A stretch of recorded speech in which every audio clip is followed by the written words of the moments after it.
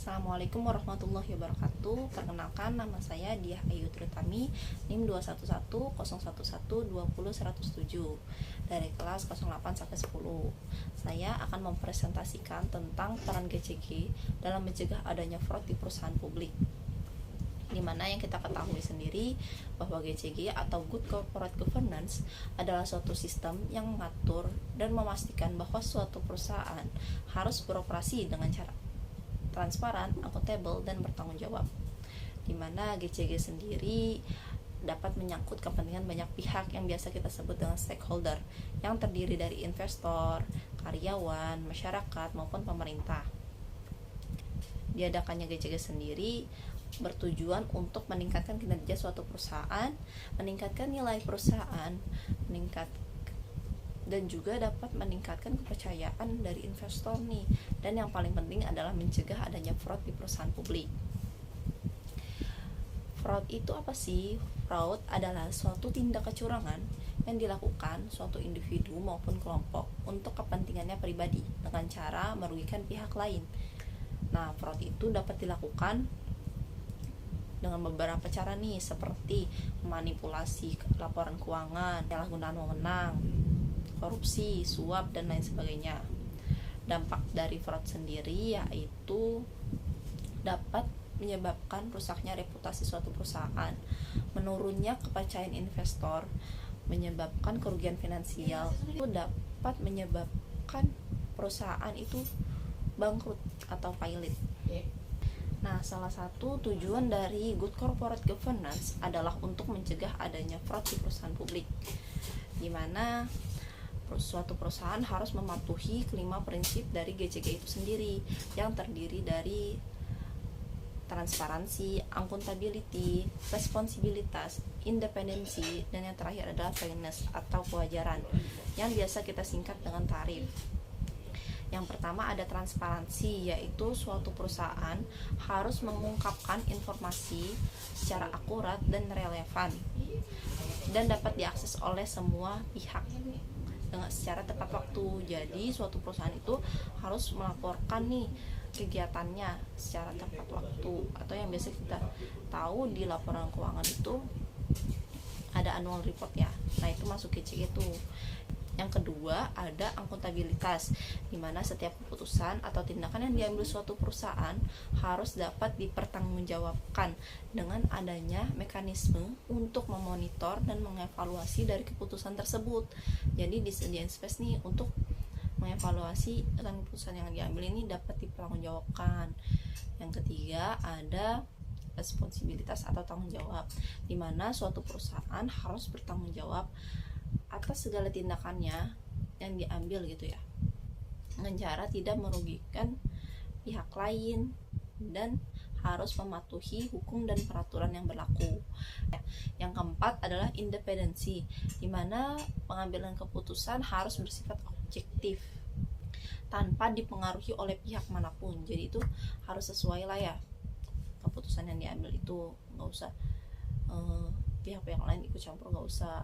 Apalagi adanya suap kan banyak tuh ya, itu berarti suatu perusahaan tidak bersifat independen gitu ya. Yang terakhir ada kewajaran atau fairness, di mana perlakuan yang adil dan setara pada semua pihak atau yang biasa kita sebut dengan stakeholder, harus setara gitu ya, nggak boleh beda-bedain, nggak boleh terjadi diskriminasi antar pihak. Nah, itu dilarang dalam adanya Good Corporate Governance. Nah, dari 5 prinsip tadi, suatu perusahaan haruslah mematuhi kelima prinsip itu agar dapat mencegah adanya fraud dan meningkatkan kinerja suatu perusahaan. Salah satu studi kasus yang saya ambil yaitu di tempat saya bekerja, yaitu salah satu tindakan fraud yang dilakukan oleh oknum ya, yaitu penyalahgunaan wewenang. Nah, saya bekerja di Alfamidi, di mana dalam satu toko itu terdiri dari beberapa jabatan ya. Ada kepala toko, asisten kepala toko, merchandiser, atau yang paling bawah itu ada kru. Nah, dalam toko ini udah dikasih dong tanggung jawabnya. Salah satu oknum yang berbuat yaitu asisten kepala toko ini, karena dalam suatu toko atau perusahaan pasti memiliki peraturan ya yang harus ditaati oleh setiap karyawan. Dalam Alfamidi itu ada salah satu prinsip di mana integritas itu harus yang tinggi. Tapi ada rekan saya nih melakukan penyalahgunaan wewenang atau penyelewengan lah.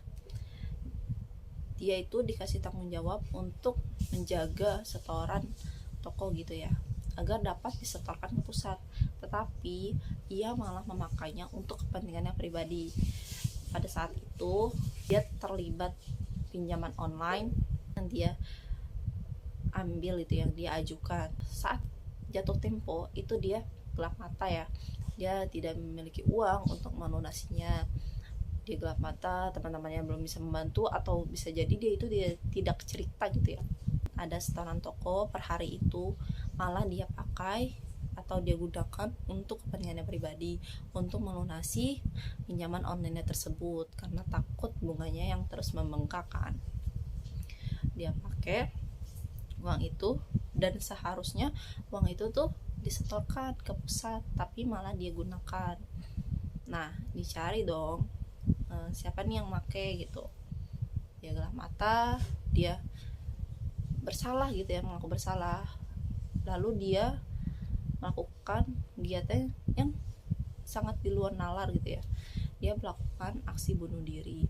Dia pergi ke rel kereta, tepatnya di Tanah Abang.